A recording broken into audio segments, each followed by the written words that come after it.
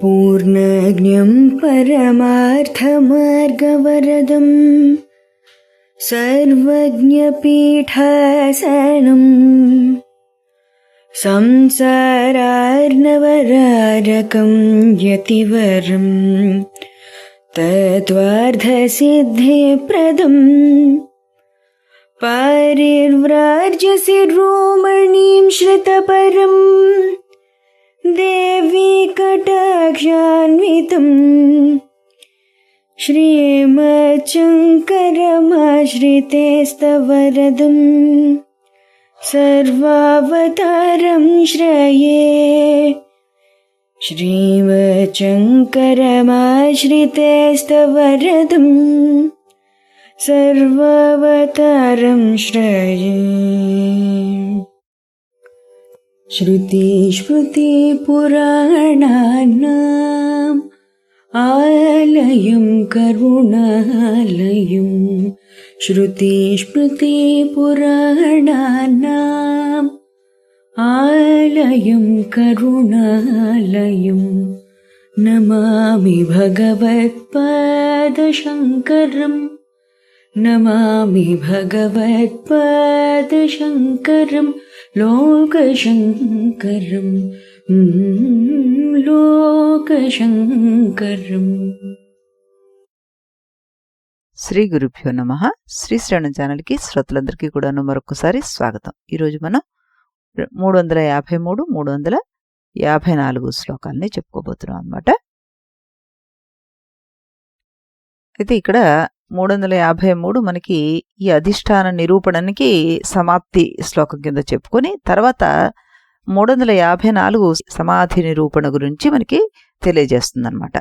దీన్ని కంటిన్యూషన్గా దాన్ని కూడా మనం చెప్పుకుంటాం. ముందుగా 53 శ్లోకాన్ని వినేద్దాం మనం. ఇత్తం విపశ్చిత్ సదసద్విభాజ్య నిశ్చిత్య తత్వం నిజబోధ దృష్ట్యా జ్ఞాత్వా స్వమాత్మానమఖండబోధం తేభ్యో విముక్తః స్వయమేవ శామ్యతి.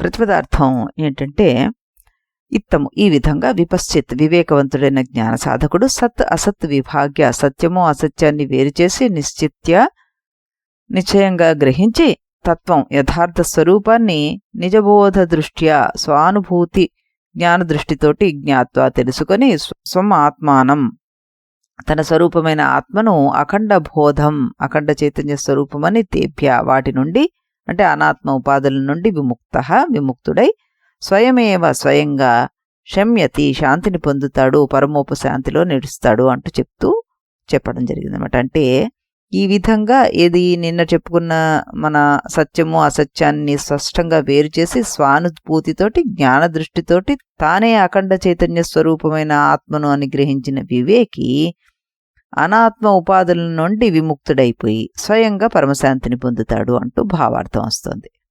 ఇక్కడ శంకరాచార్యుడు వారు ఆత్మ అనాత్మ వివేకాన్ని మనకి బోధించారు. ఇప్పుడు దాని ఫలితాన్ని చెప్తున్నారనమాట. ఇది ఏంటి, ఎలాగా సదసద్విభాగము నిత్యానిత్య వస్తు వివేకము నిజబోధ దృష్టి అంటే గురు శాస్త్రోపదేశంతో పక్వమైన అపరోక్ష జ్ఞానము అఖండ బోధం అన్నారు. అంటే భాగరహిత బ్రహ్మస్వరూప అనుభూతి అనుకోవాలి మనం. శామ్యతి అన్నారు. అంటే మోక్షం అంటే ఇక్కడ కొత్త లోకానికి వెళ్ళడం కాదు, మనస్సులోని అజ్ఞాన కల్లోలం ఉపశమించి స్వస్వరూపంలో నిలవడం. శంకరుల దృష్టిలో మోక్షం అంటే ఉపశమం, స్వరూపనిష్ట. ఇది మనం అర్థం చేసుకోవాలన్నమాట. మొదటి మెట్లో వివేకం. సత్యం అంటే ఏమిటి, అసత్యం అంటే ఏమిటి, మారేదేమిటి, మారందేది, ఈ విచారణ లేకుండా వేదాంతంలో మనం ఒక్క అడుగు కూడాను ముందుకు వేయలేం. ఇక రెండో మెట్లోకి వెళ్తే నిశ్చయం. ఉన్న జ్ఞానం సందేహంగా ఉండకూడదు మనకి. బహుశా నేను ఆత్మనే అయ్యుండొచ్చు అనే అనుమానం కాదు, నేనే ఆత్మ అనే అచంచల నిశ్చయం కావాలి. ఇక మూడో మెట్టు దగ్గరకు వచ్చేసరికలా నిజబోధ దృష్టి అన్నారు. ఇది పుస్తక జ్ఞానం కాదు, ఇది వాద ప్రతివాదంలో గెలిచే పాండిత్యమూ కాదు. ఇది స్వయంగా తన స్వరూపాన్ని ప్రత్యక్షంగా గ్రహించడం.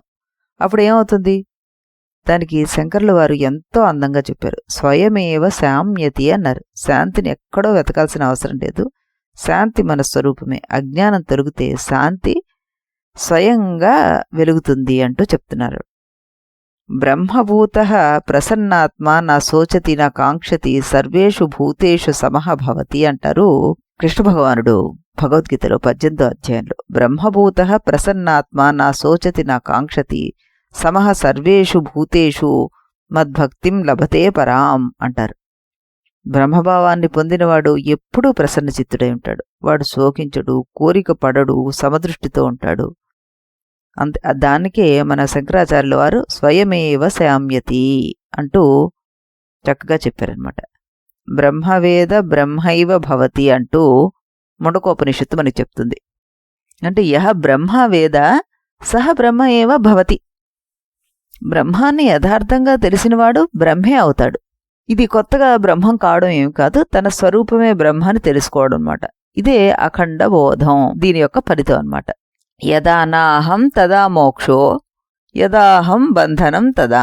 అహంకారం లేనప్పుడు మోక్షం, అహంకారం ఉన్నప్పుడు బంధం అంటుంది అష్టావక్రం. శాంతము లేక సౌఖ్యము లేదు అంటూ చక్కటి త్యాగరాజ కృతి మనకి ఇక్కడ గుర్తుకొస్తుంది కదూ. చక్కటి కీర్తన ఈ భావాన్ని ప్రకటింపచేస్తుందన్నమాట. సుఖమహర్షి మరి చిన్న వయస్సులోనే ఆత్మజ్ఞానాన్ని పొందారు. రాజ్యము, సంపద, కీర్తి, భోగాలు ఇలాంటివి ఏవీ ఆయన్ని ఆకర్షించలేదు. ఎందుకంటే ఆయన శాంతి ఎక్కడో లేదు, స్వస్వరూపంలోనే ఉంది అన్న విషయాన్ని గ్రహించేశారు. ఒక సరస్సులో గాలి బలంగా వీచినప్పుడు నీరు అలలతోటి అల్లకల్లోలం అయిపోతుంది. అదే గాలి ఆగిపోతే సరస్సు తన సహజ నిశ్చలత్వంలోకి వస్తుందన్నమాట. ఆత్మకు శాంతిని సంపాదించాల్సిన అవసరం లేదు. అజ్ఞానము, దేహాభిమానము, అహంకారము అనే గాలులు ఆగిపోతే స్వరూప శాంతి స్వయంగా ప్రత్యక్షమవుతుందన్నమాట. మనందరం శాంతిని వెతుకుతున్నాం. కొంతమంది సంపదలో వెతుకుతున్నారు, కొంతమంది కుటుంబంలో, కొంతమంది యాత్రల్లో, కొంతమంది కీర్తిలో. కానీ శంకరులు వారు చిరునవ్వుతో మనకు చెప్తున్నారు, శాంతిని వెతక్కండర్రా బాబు, నువ్వు శాంతి స్వరూపుడు అని తెలుసుకో చాలు. వివేకం చెయ్యి, సత్యాన్ని నిశ్చయించుకో, నీ స్వరూపాన్ని తెలుసుకో. అప్పుడు శాంతి రావడం కాదు, నువ్వే శాంతివి అని నీకు తెలుస్తుంది అంటూ చాలా చక్కటి శ్లోకం మనకి చెప్పడం జరిగిందనమాట. నిత్య అనిత్య వస్తువులను వివేకంతో వేరు చేసి గురు శాస్త్రోపదేశంతో కలిగిన నిశ్చయ జ్ఞానాన్ని మనన నిధి ధ్యాసల ద్వారా అపరోక్ష అనుభూతిగా పరిపక్వం చేసుకున్నప్పుడు సాధకుడు తనను అఖండ చైతన్య స్వరూపమైన పరమాత్మగా ప్రత్యక్షంగా గ్రహిస్తాడు. అప్పుడు అనాత్మలో ఉన్న తాదాత్మ్యం పూర్తిగా నివృత్తి అవుతుంది అంటూ చెప్పడం జరుగుతుందనమాట. ఈ జ్ఞానఫలం బాహ్యంగా లభించే సాధన కాదు, స్వరూప ప్రకాశమే. అందుకే శంకర్ల వారు స్వయమేవ శామ్యతి అంటూ చక్కగా చెప్పారన్నమాట. శాంతి సంపాదించబడేది కాదయ్యా, ప్రత్యక్షమయ్యేది. ఆత్మస్వరూపమే నిత్యశాంతి, నిత్యానందము, అఖండ బోధము అంటూ ఈ శ్లోకం మనకి చాలా గట్టిగా చెప్తుంది. దీని తర్వాత మనకి సమాధి నిరూపణ శ్లోకాలు స్టార్ట్ అవుతాయి అన్నమాట. అవి 354 నుంచి మొదలు పెడతారు. వాటిని ఒక్కొక్కటి మనం చూసుకుంటూ వెళ్దాం. ఈరోజు 354 మొదలు పెడదాం మనం. అజ్ఞాన హృదయ గ్రంథే నిశేష విలయస్తదా సమాధినా వికల్పేన యదాద్వైతాత్మదర్శనం. ఇప్పుడు దీని ప్రతిపదార్థాన్ని చూద్దాం. అజ్ఞాన అవిద్య హృదయ గ్రంథే హృదయములోని ముడి నిశ్శేషగా పూర్తిగా విలయ లయం నాశనము తదా అప్పుడు సమాధిన సమాధి ద్వారా అవికల్పేన నిర్వికల్ప సమాధి ద్వారా భేద వికల్పం లేని జ్ఞాననిష్ట ద్వారా యదా ఎప్పుడు అద్వైతాత్మ దర్శనం అద్వైతాత్మ సాక్షాత్కారం జరుగుతుందో అప్పుడు అని అర్థం చేసుకోవాలన్నమాట మనం. ఇప్పుడు దీని భావార్థం చూద్దాం మనం. నిర్వికల్ప సమాధి ద్వారా అద్వైత ఆత్మస్వరూపం ప్రత్యక్షమైనప్పుడు హృదయంలో ఉన్న అవిద్య అనే ముడి పూర్తిగా విప్పబడుతుంది అంటూ చెప్పడం జరుగుతుంది. ఇక్కడ నిర్వికల్ప సమాధి యొక్క ఫలాన్ని శంకర్ల వారు మనకి వివరిస్తున్నారు. సమాధి అనగా కేవలం యోగంలో చెప్పే తాత్కాలిక మనోలయం కాదు, శ్రవణ మనన నిధిధ్యాసల ద్వారా పక్వమైన బ్రహ్మాకార వృత్తి నిష్ఠ, అద్వైత స్వరూప నిష్ఠ ఇది అంటున్నారు.